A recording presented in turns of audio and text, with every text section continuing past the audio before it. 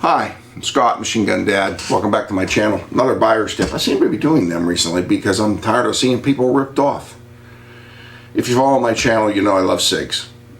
Yeah, I love my SIGs. I especially love the SIG's 550 series rifles. One of these days I should do a video on my 551 original SIG.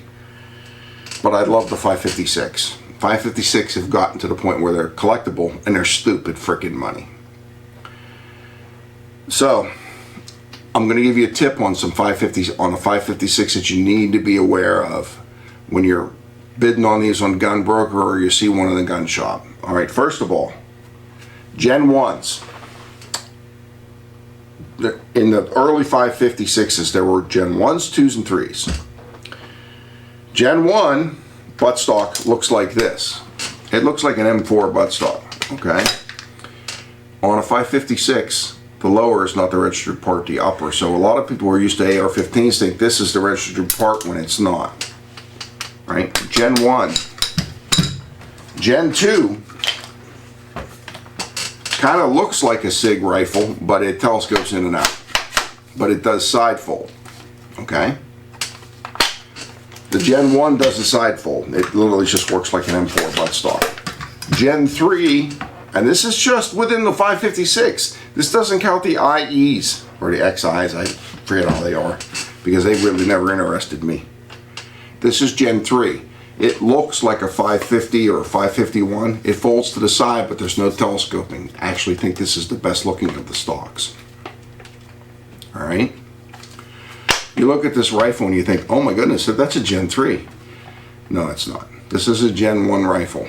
It had the funky, ugly as hell foregrip, which I don't even have anymore. I just gave it away. I put a piece of Gen 2 plastic on there, and I put a Gen 3 lower on it. How easy is that to do? And no, YouTube, I am not modifying the gun. I am just changing lowers. It doesn't even affect function. I'm not touching the upper. Oh, here. I can't even do that, and I'll show you why. On a Gen 1, can you zoom in on this, Gary? They use a screw like a Colt did. Right? On the Gen 2 and 3, they use a push pin. Alright? But the hole's the same size. So, I've got a Gen 1. I've beaten the crap out of it. I had it forever or whatever. I can throw a Gen 3 lower on it and sell it to you for more money.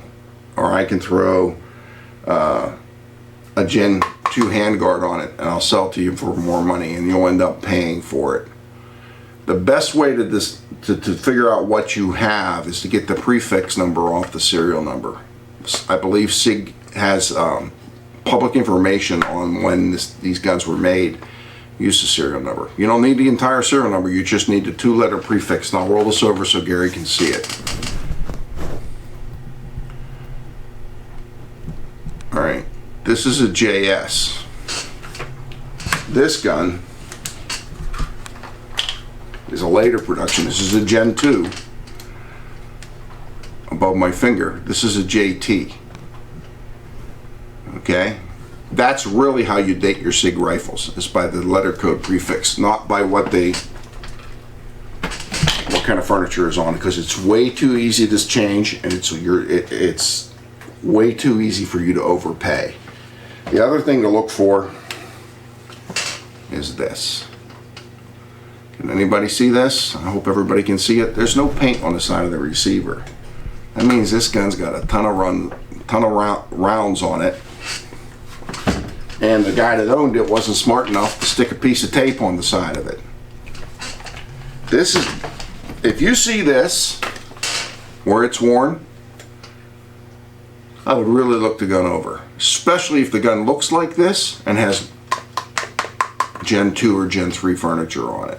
Don't spend too much money on these guns. These guns are great guns, don't get me wrong. All 4 of mine shoot great. 5.